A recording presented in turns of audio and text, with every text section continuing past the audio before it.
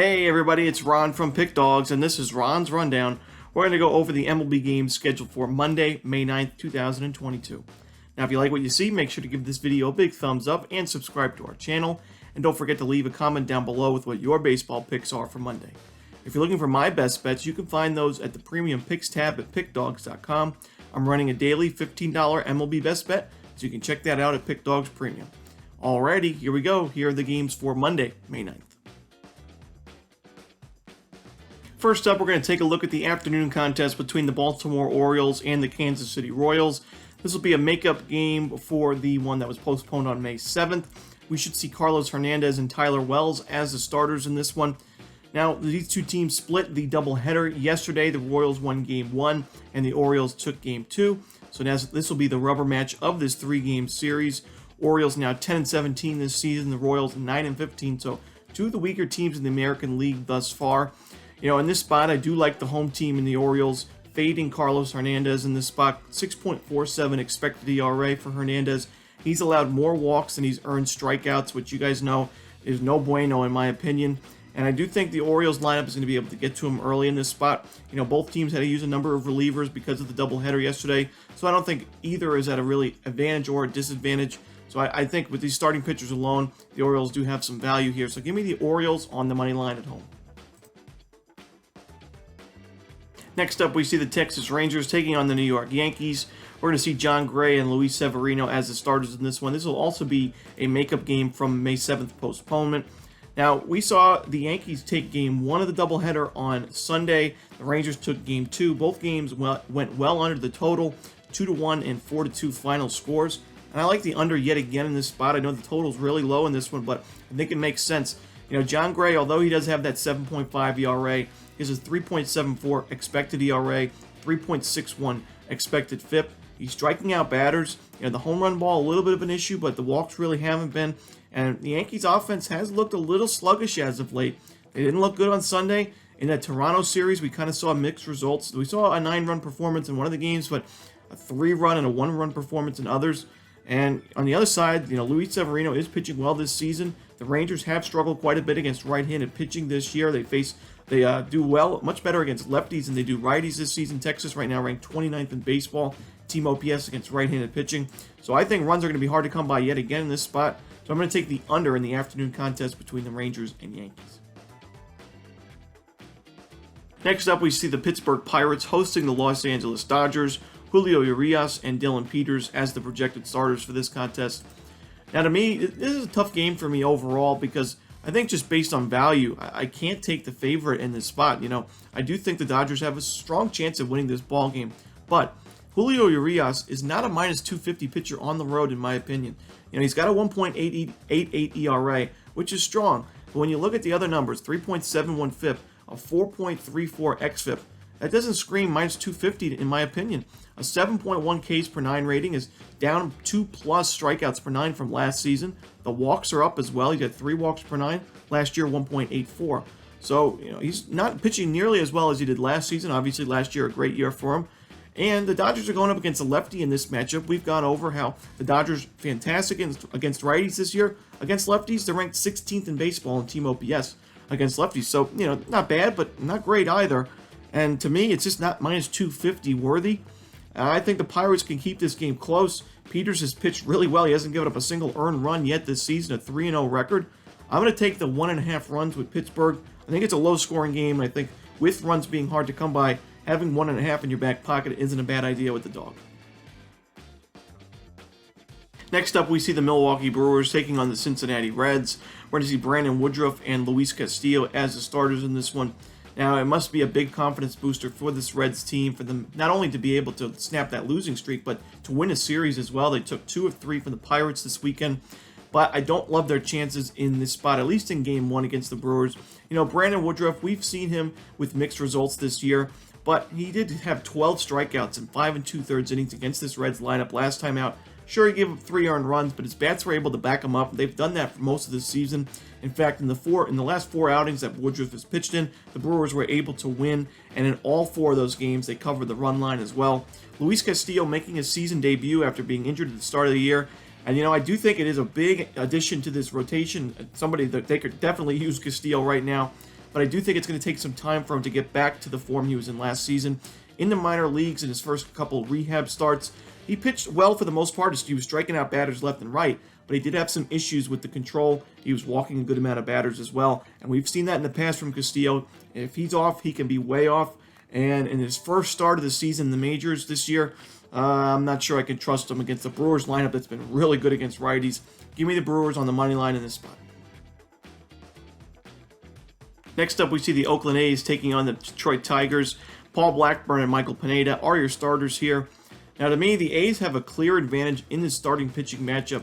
Michael Pineda, 3.77 ERA is not too bad, but I do worry about him in the future. He's not missing a lot of bats, only 5 strikeouts per 9 this season, a 5.10 FIP, and a 5.86 expected ERA. He's giving up a lot of home runs this year, 1.88 homers per 9.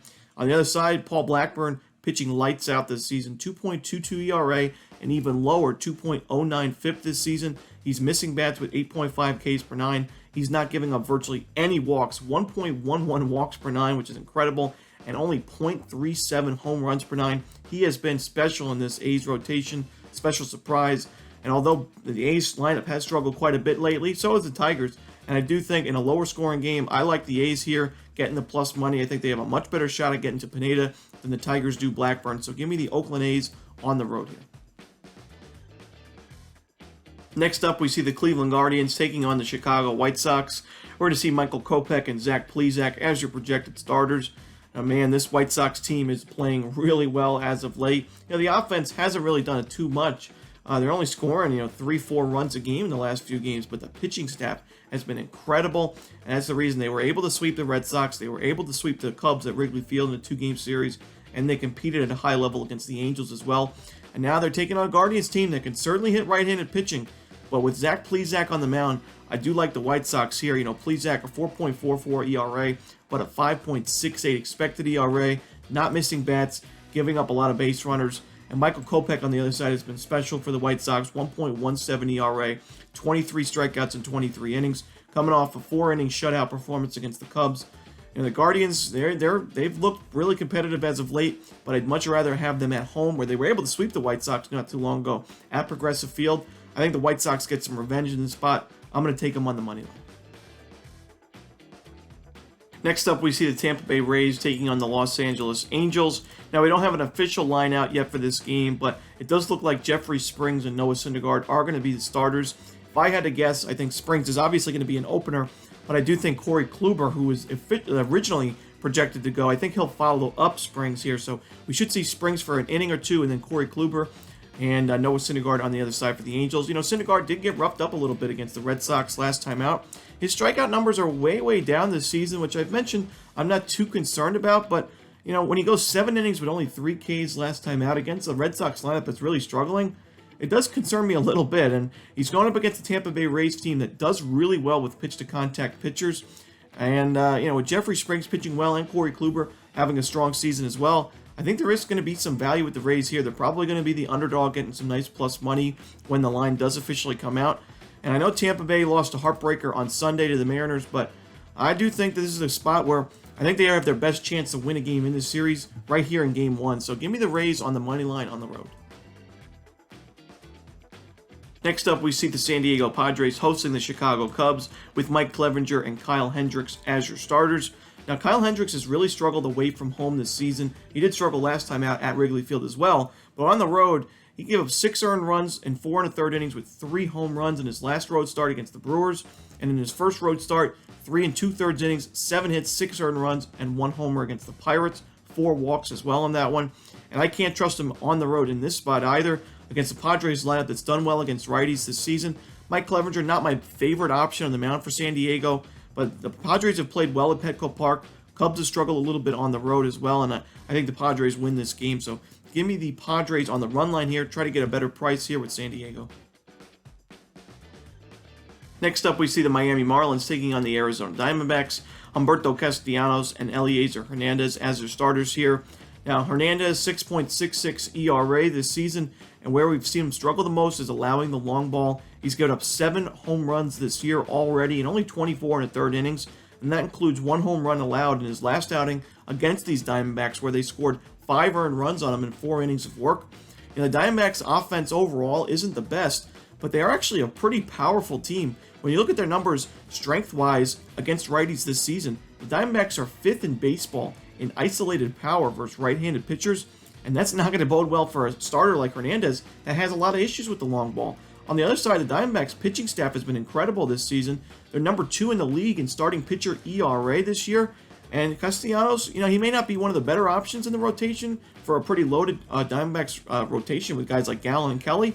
But Castianos has kept the Diamondbacks in games, and he was able to pitch 5 2/3 innings of shutout ball against this Marlins lineup back on May 3rd on the road. So getting the plus money here, I'm not really sure why the Marlins are the favorites in this spot. Give me the Diamondbacks on the money line as the home dog. Next up, we have the Philadelphia Phillies taking on the Seattle Mariners. We're going to see Chris Flexen and Ranger Suarez as your projected starters here. Now, to be honest, I really can't trust either of these starters in this spot. Chris Flexen, not a guy that I like to back too often because he doesn't miss a lot of bats. Only 17 strikeouts this year in 29 innings of work. Strikeout numbers well down. The walks are a little bit of an issue as well. He's also given up a home run in 3 of his first 5 starts this year. Ranger Suarez has had big issues with the long ball this season. He's allowed 3 homers in his last 2 outings combined. His strikeout numbers are down as well. 4.63 ERA, and I don't think it's going to get any easier in this spot against the Mariners lineup that's really strong at home. I think both teams can put up some runs here early and often, so I'm going to take the over in the Phillies-Mariners. In our final game of the night, we see the Colorado Rockies taking on the San Francisco Giants. A pair of lefties in this one with Austin Gomber and Carlos Rodon as your starters. Now, the Rockies certainly do better offensively at home than they do on the road. We've seen that for the past few years now. But in this spot, we see the Rockies have the number 2 team OPS against left-handed pitchers on the road this season. Overall, they're also number 2, just behind the Cardinals. But on the road, they've had 140-plus plate appearances, and they're number 2 in baseball in team OPS on the road against lefties. And they're facing a lefty on the road in this spot in Carlos Rodon, while the Giants facing Austin Gomber, a pitcher I think is only going to get better with time. A 3.58 ERA this season, 26 strikeouts in 27 2/3 innings, not too bad. Doesn't have a big issue with the walk. A little bit of a problem with allowing home runs, but the Giants are ranked 18th in baseball in team OPS against lefties. I don't think that's minus 230 worthy. I know the Giants struggled quite a bit against the Diamondbacks this recent series, but a lot of those matchups were against righties. They're facing a lefty here, and I think all the values with Colorado. So give me the run line, the 1.5 runs with the Rockies on the road. And that's it. Those are the games for Monday, May 9th. Hope you enjoyed this video. If you did, don't forget to hit that like button and subscribe. And don't forget to put your picks in the comment section below. Again, if you're looking for my best bets, you can find those at Pickdawgz Premium. As always, this is Ron Romanelli. Good luck.